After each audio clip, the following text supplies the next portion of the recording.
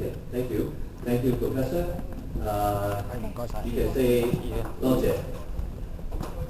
Good. Let's give the Professor, let's give Mary another round of applause.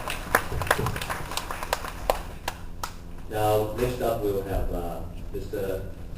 Juichi Ito. He is going to be, first of all, before he comes along with his presentation, we're going to watch a slideshow and we'll tell you a little bit more soon. Just look.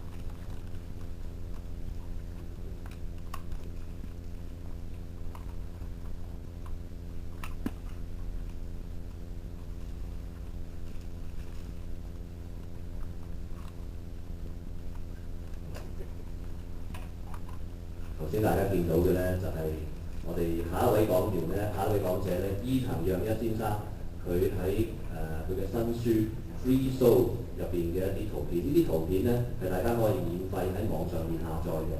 咁但係咧，仍然咧佢哋亦都有一本嘅CC license 嘅書咧，亦都係會同時出版嘅。咁其實咧，大家可能都會有個問題啦。一方面有免費下載，另一方面有一本書，其實咧都係要攞去係商業嘅，可以攞去賣嘅。咁其實呢一個商業用途係點樣有個平衡嘅咧？咁Ito 咧就係Joy Ito 咧今日就會同我哋解釋呢方面啦。I think a lot of a question that's burning in a lot of many of the minds around here is that how do you balance a project like this, Resource, where the photos that you put up are all really downloadable, but at the same time you're putting out a book. How do you do that? I think Mary talked about it a little bit, but especially with photographs, I've spent hours and hours and hours trying to print them properly. And printing and designing a book is actually quite difficult. And so I think that, I hope that the physical artifact, in the Nine Inch Nails example that Larry gave, also giving away the music for free, but making $1,600,000 on the physical thing. I think physical things actually increase in value as you give the content away. Also, by the way, I've got a model release from every single person in the picture. So one of the problems that we've had with Creative Commons photos of people is that we deal with copyright that's owned by the photographer, but you actually don't have the right from the person in the photograph to use the photograph depending on what you want to use. So you actually, all the photos on here, you can use for commercial use, and we have the approval of the person in the image as well. That actually took more time than any other part of the process. But, anyway. So me and my Helvetica fonts always have, it's a hard act to follow Larry's talk. But I'm using Helvetica because I'm going to talk a lot about interoperability. And I'm not a lawyer, I'm a tech guy, and I'm an internet guy, so this is maybe kind of a familiar sort of image for technical people. It's a stack. And I want to just sort of make a metaphor here. So Ethernet, TCP/IP, and the web are all open standards. They're open specifications that help with interoperability. So before Ethernet, you couldn't connect computers together from different companies because they all had different plugs, right? Before TCP/IP, even if you could connect the computers together physically, they couldn't talk to each other because you had different Canton-Banyan vines, and you had Token Ring, and you had all these different networking protocols. So we didn't have an internet. We had a lot of little different networks.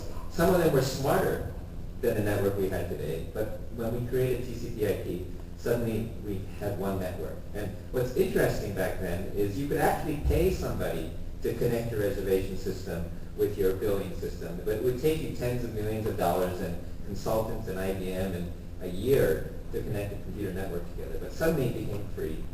And the interesting thing here is, I remember when I got TCP/IP, I didn't really understand what it was for. It was kind of cool. I played with it on my DOS machine. But after we had the internet, you can't really imagine not having it. But before the internet, you couldn't really imagine why you needed it. There was a certain point at which suddenly the internet, and I remember setting up the first commercial ISP in Japan. It was like, well, who's going to use the internet? And if you remember, when who created TCP/IP? Well, it was some government funding in the United States, but it was a bunch of scientists who wanted to connect their supercomputers together to communicate with each other, and they got funding to do that, right? So it was an academic problem that seemed somewhat esoteric. But then eventually we got ISPs, and then eventually we got all this other stuff. So then, but the big breakthrough after that really got everybody on board was the World Wide Web. And again, I remember when the World Wide Web came out, a lot of academics kind of poo-pooed it. They said, well, we have Gopher, we have FTP, we can go to the university computer, we can log in, we can look at the paper, we can look at the reference, and then go to the other university. And why do we need this kind of fancy graphical interface? It's kind of stupid, was what a lot of academics said. But the people who are doing the W3C now, Jipper and SB, said, no, this is significant, this is important. It lowers the barrier to entry, you can view source, you can learn from each other, and people who didn't publish on the net before will be able to publish themselves. And suddenly we had an explosion of innovation. So we had ISPs and we had all kinds of CUCME and stuff actually was happening before the web, if you remember, like video conferencing and stuff like that. But the World Wide Web created Wikipedia and eBay and all these other things. So each layer, I mean, Tim Berners-Lee could have patented this thing or tried to do it himself, but instead by making it open and making it an open standard that anyone could participate in, he allowed commercial businesses as well as open source to be created in between all of these things. And if you think about, like I was talking to the Google guys the other day, and you know, if you think about what they did, right? So they created this search engine on a machine that was running mostly open source software for a couple $1,000s. They connected it to the internet from Stanford. And then suddenly, I was running InfoSeek Japan at the time. Suddenly there's this competitor who has a better algorithm than me, and they take all of our customers, right? And it costs them nearly nothing to set this thing up. I remember they were going around trying to sell their algorithm for a couple $1 million. No one wanted to buy it. So they got some venture funding. They connected their computer to the internet. And suddenly they're competing with all the big guys, and they win. Now, if it was before these things, first of all, the computer would have cost millions of dollars to set up without the open source software. And back before TCP/IP, we had this protocol called X25, where each country had to have a separate agreement with you. So it would have cost, and every packet cost you money.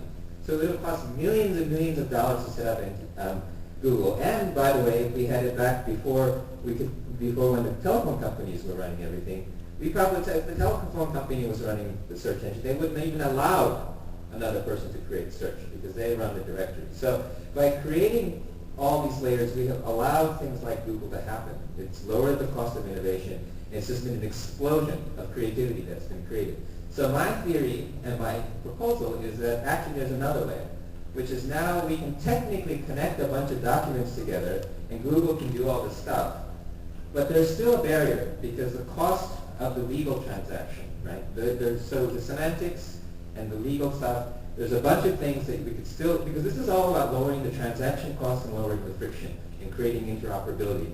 The problem is by having many different licenses, like some university has a different license than another university, anything that invokes a lawyer to have to read something before something can happen is like back in the old days when you had to call IBM and the consulting companies to do anything.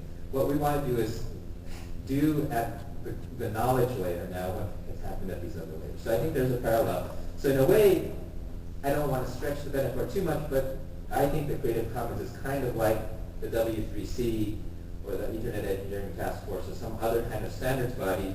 And so while we have a strong political mission to try to make things open, we have a very strong technical mission, which is to make interoperability at the knowledge layer.